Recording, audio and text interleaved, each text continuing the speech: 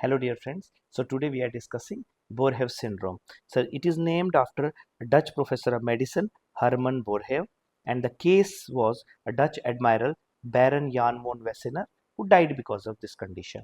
Now this is spontaneous rupture of distal esophagus on left posterolateral wall in the pleural cavity just above the GE junction. So this is because of forceful ejection of gastric content into unrelaxed esophagus against the closed upper esophageal sphincter. So there is spontaneous rupture, and rupture is on the left posterolateral wall above the GE junction. So it is mostly seen in males, 85% of the cases, and common age group is 40 to 60 years. So there is association with forceful and repeated vomiting and alcohol intake. Now in clinical feature, there is a triad which is known as the Mackler's triad. So this Mackler's triad, it includes chest pain, second is vomiting, and third is cervical subcutaneous emphysema. So in addition to this Mackler triad, there can be other clinical feature as well, like pleural effusion, then mediastinal emphysema.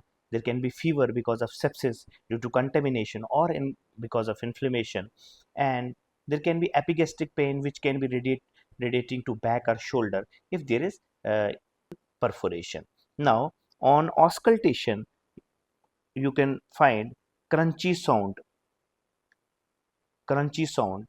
in mediastinum, and this is known as Hammond's sign. Hammond's sign. Chest X-ray, we can find hydropneumothorax or a sign, a V-shaped collection of the air, which is known as Necklerio V sign. Necklerio V sign. On contrast esophagogram, we can find the site of perforation, and the dye used is water soluble dye here. Then we can go for CT as well. In CT, we can find mediastinum air and fluid and the site of perforation. And then we can go for endoscopy as well if esophagogram is negative. In endoscopy, we can do diagnostic as well as therapeutic intervention. Now treatment here is the patient should be resuscitated, IV fluid should be given, airway should be maintained, and should be started on broad spectrum antibiotics, and ICU care is required in these patients. Now if the patient presents less than 24 hours, this is a golden period in this case, so we go for primary closure of the perforation, and mortality is 8 to 24% in this case. If the patient presents after 24 hours, so we go for debridement,